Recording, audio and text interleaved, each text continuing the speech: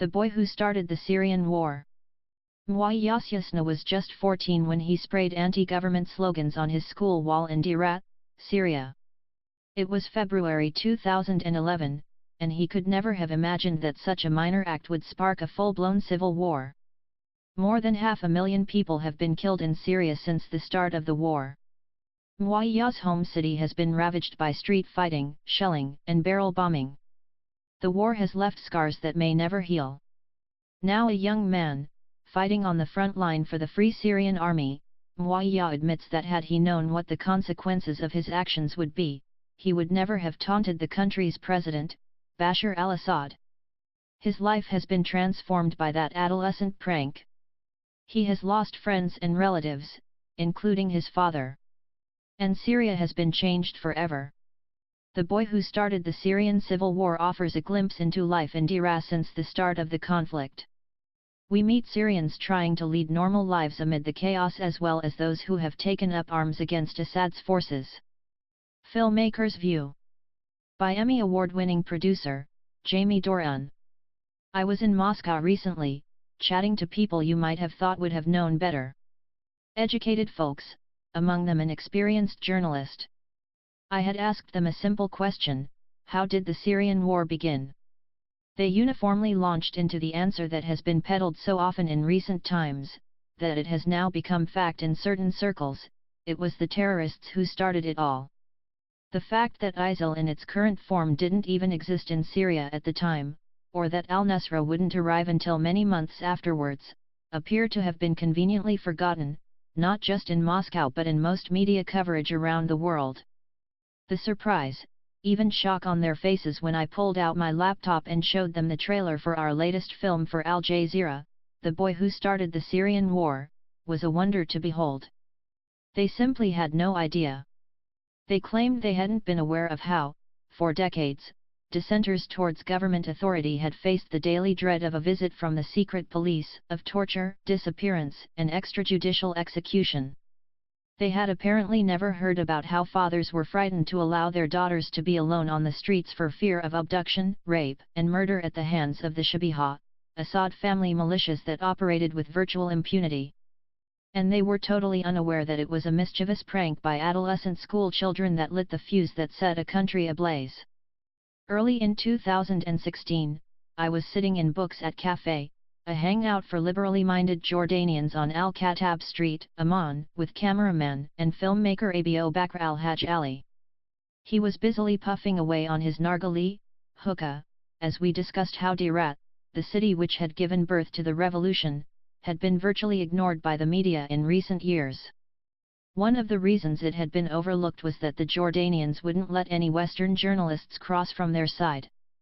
Almost the only other option was an official tour of government-controlled areas via Damascus that didn't appeal to me at all, even if they had let me in, which was rather unlikely. I'd spent the previous week sitting on the border, just an hour's drive from Darat, having established an agreement with the Jordanian military which would have made me the first Westerner allowed to cross over in 3 years.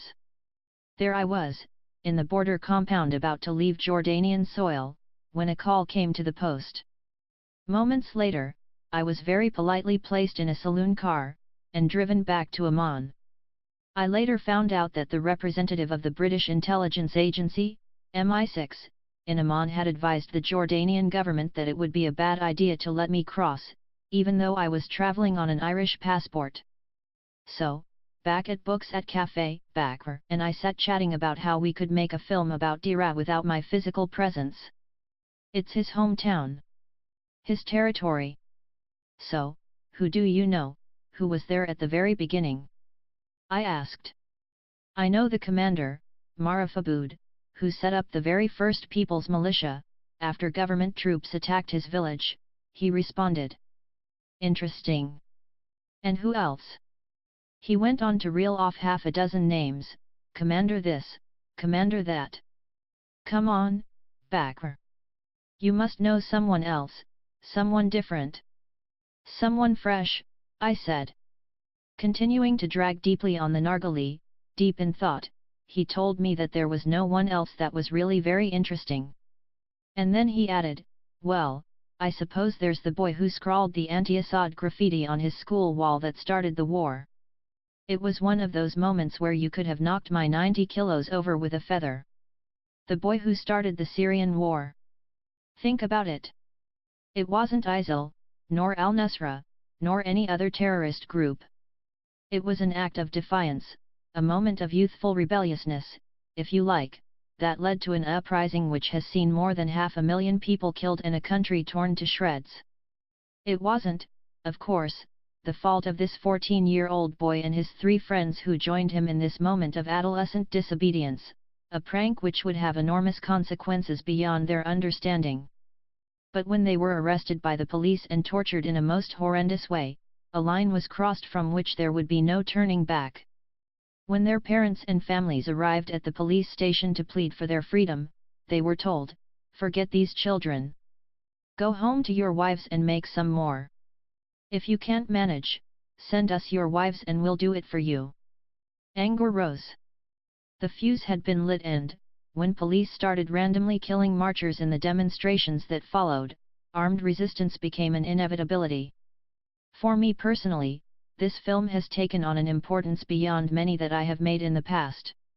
To be able to remind, and, in some cases, inform, a massive global audience of the true origins of the Syrian civil war, is an enormous privilege for a filmmaker. For those directly involved in those origins, however, our film has provided an opportunity for reflection.